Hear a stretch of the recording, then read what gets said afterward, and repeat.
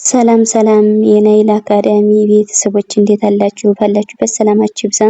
በዚህ ቻናል አማርኛ፣ እንግሊዘኛ፣ ሂሳብ እንዲሁም ሌሎችን ትምህርቶች እያስተማርን እንገኛለን። የምናስተምርበት የትምህርት አማራጭ በኢሞ፣ በቴሌግራም፣ በዋትስአፕ፣ በጉግል ሚት ባላችሁበት ቦታ ሆናችሁ መማር ትችላላችሁ። ቻናሉ አዲስ ስለሆነ ላይክ፣ ሼር፣ ሰብስክራይብ ያደርጋችሁ ጀምሩ።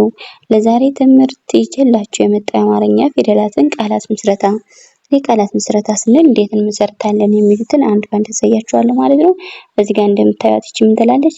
ቃላት ምስረታ ትላለች። እዚህ ጋር ቃላት ምስረታ የምንለው እንግዲህ ሁለትም ሶስትም እዚያም በበላይ ያሉ ቃላቶችን በአንድ ላይ ፊደላቶችን በአንድ ላይ ጽፈን ማንበብ ወይም ደግሞ መጻፍ የሚለውን ነው ማሳያችሁ ማለት ነው። ቃላት ምስረታ ስንል እዚህ ጋር ቃ የቀ ቤተሰብ አራተኛ፣ ላ ደግሞ የለቤተሰብ አራተኛ፣ ት ደግሞ የቤተሰብ ስድስተኛ ቃላት ይላል። እዚህ ጋር ምስረታ ስንል ደግሞ የመቤተሰብ ስድስተኛ፣ የሰ ቤተሰብ ስድስተኛ፣ ረ የመጀመሪያ፣ ታ ደግሞ የቤተሰብ አራተኛ በአንድ ላይ ምን ይላል? ቃላት ምስረታ ይላል። እንግዲህ ቃላቶችን እስኪ እንዴት ነው የመሰረትናቸው? እዚህ ጋር ሰኞ ይላል። ሰኞ ሰ ማለት የመጀመሪያ ፊደል ናት። ኞ ደግሞ የቤተሰብ ስንተኛ ናት? ሰባተኛ። በአንድ ላይ ሰኞ ሰኞ የሚል ቃል ይመሰርትልናል ማለት ነው። ወደ ቀጣይ ስንመጣ እንደገና እዚህ ጋር ማክሰኞ ይላል። ማ ማለት የመቤተሰብ አራተኛ፣ ከ ደግሞ የከቤተሰብ ስድስተኛ፣ ሰ ደግሞ የመጀመሪያ፣ ኞ ደግሞ የቤተሰብ ስንተኛ? ሰባተኛ። በአንድ ላይ ስናነባቸው ወይ ደግሞ ስንጽፋቸው ማክሰኞ ማክሰኞ የሚል ቃል ይመሰርትልናል ማለት ነው። ወደ ቀጣይ ፊደል ስንሄድ እዚህ ጋር ሮብ ይላል። ሮብ ሮ ማለት የረ ቤተሰብ ስንተኛ ነች? ሰባተኛ። ደግሞ የአ ቤተሰብ ስንተኛ? ስድስተኛ። ብ ስንል ደግሞ የቤተሰብ ስድስተኛ። በአንድ ላይ ስናነባቸው ሮብ ሮብ የሚል ቃል ይመሰርትልናል ማለት ነው። ወደ ቀጣይ ስንመጣ ግን እዚህ ጋር ሐሙስ ይላል። ሐሙስ ሀ የመጀመሪያ ናት። ሙ ደግሞ የቤተሰብ ስድስተኛ፣ ሙ ደግሞ የቤተሰብ ሁለተኛ፣ ስ ደግሞ የቤተሰብ ስድስተኛ። በአንድ ላይ ስናነባቸው ምን ይላል ማለት ነው? ሐሙስ ሐሙስ የሚል ቃል ይመሰርትልናል ማለት ነው። ወደ ቀጣዩ ስንሄድ አርብ አርብ አ ማለት የመጀመሪያ ፊደል ናት። ር ደግሞ የረ ቤተሰብ ሰባተኛ፣ ስድስተኛ፣ ብ ደግሞ የቤተሰብ ስድስተኛ። በአንድ ላይ ስናነባቸው አርብ አርብ ይላል ማለት ነው። ወደ ቀጣይ ስንሄድ ቅዳሜ ይላል። ቅዳሜ ቅ ማለት የቤተሰብ ስድስተኛ፣ ዳ ደግሞ የቤተሰብ ስንተኛ? ስድስተኛ፣ ሜ ደግሞ የቤተሰብ ስንተኛ? አምስተኛ። በአንድ ላይ ስናነባቸው ቅዳሜ ቅዳሜ የሚል ቃል ይመሰርትልናል ማለት ነው። ወደ ቀጣይ ስንሄድ እዚህ ጋር እሁድ ማለት የአ ቤተሰብ ስንተኛ? ስድስተኛ፣ ሁ ደግሞ የሀ ቤተሰብ ሁለተኛ፣ ድ ደግሞ የቤተሰብ ስንተኛ? ስድስተኛ። በአንድ ላይ ስናነባቸው እሁድ እሁድ የሚል ቃል ይመሰርትልናል ማለት ነው።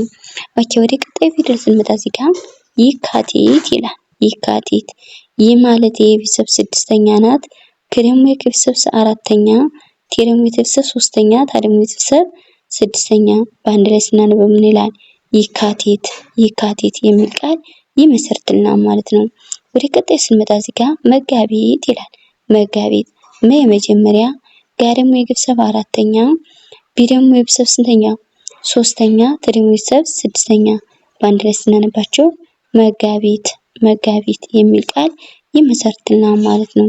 ወደ ቀጣዩ ስንሄድ ሚያዚያ ሚያዚያ ሚያ ማለት የመቤተሰብ ሁለት ሶስተኛ፣ ያ ደግሞ የቤተሰብ አራተኛ፣ ዛ ደግሞ የቤተሰብ አራተኛ፣ ይ ደግሞ የቤተሰብ አራተኛ።